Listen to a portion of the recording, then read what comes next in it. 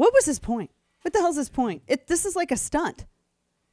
He's treating it unseriously, which is not how you approach witness if that's what you're trying to do. That's true.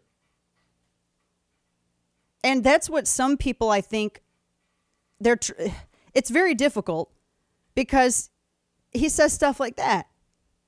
Well, what are a lot of Nazis are dead, so I don't got to feel one way. I don't got to feel nothing about that. They're dead, yay.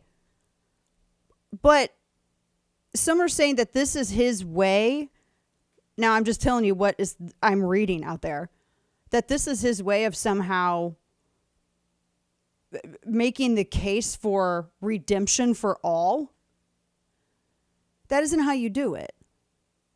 That is not the way that you go about it.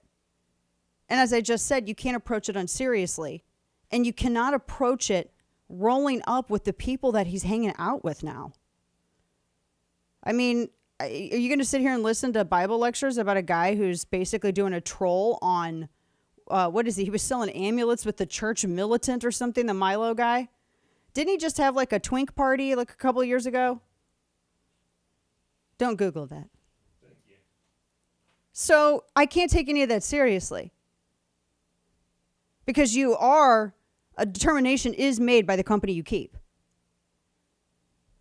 And I don't know. I think he's being exploited by those two. Dumb and Dumber. I think he's being totally exploited by that. I don't know if he's having like a mental breakdown or what. But he also said this, audio soundbite 16. He went off on Dave Chappelle too. Now listen to this.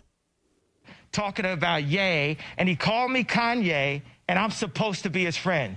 Dave Chappelle does not believe in God and does not believe in Jesus. These are the kind of black leaders that the Zionists put in front of us.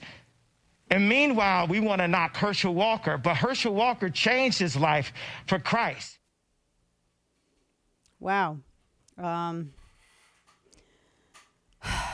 There's a piece that I was reading in Newsweek. It came out a little bit ago, and it just published actually a little bit ago. It's by Darvio Moro. And the headline is, On Blacks and Jews in the Kanye Era.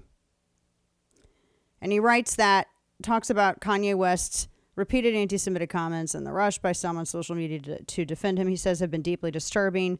He goes, how did we get here? He says it wasn't always like that.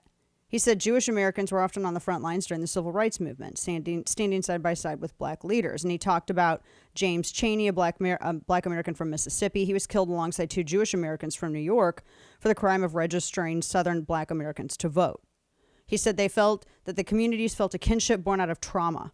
Histories of slavery and oppression common in both our stories, he writes.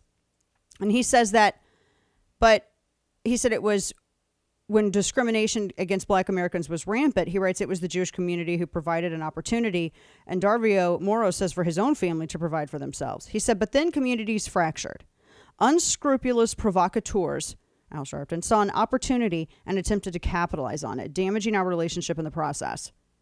He said, Reverend Martin Luther King spoke about the growing divide, and he said that black anti-Semitism was largely a northern phenomenon.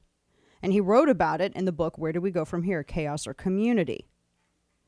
And King wrote, quote, Jews are identified with black individuals voluntarily in the freedom movement, motivated by their religious and cultural commitment to justice. And so he explores what he says is the social poison, which it is, of anti-Semitism and racism. And he said, it should grieve every single person of goodwill that two groups who used to understand these facts are most divided and fighting amongst each other. And both feel that their trauma is being diminished and there's a greater disconnect as a result. And I think it's a really well-balanced piece because he writes about, there's really, again, a lot of unscrupulous people that are trying to benefit financially and influentially off of this. And this is an issue that the left has to deal with. When he's talking about Dave Chappelle here, and I don't know why I thought Dave Chappelle made Dave Chappelle, and Dave Chappelle put himself on Comedy Central, and Dave Chappelle determined when he was going to pull his show off Comedy Central. That's just, what I thought happened. There's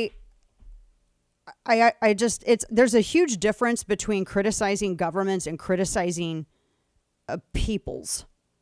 Does that make sense?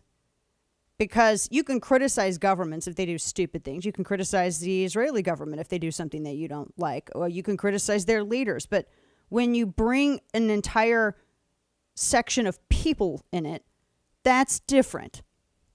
And I think he's conflating the two in his statements that he keeps making. No one's protected from criticism, but making stereotypical statements does not qualify for that.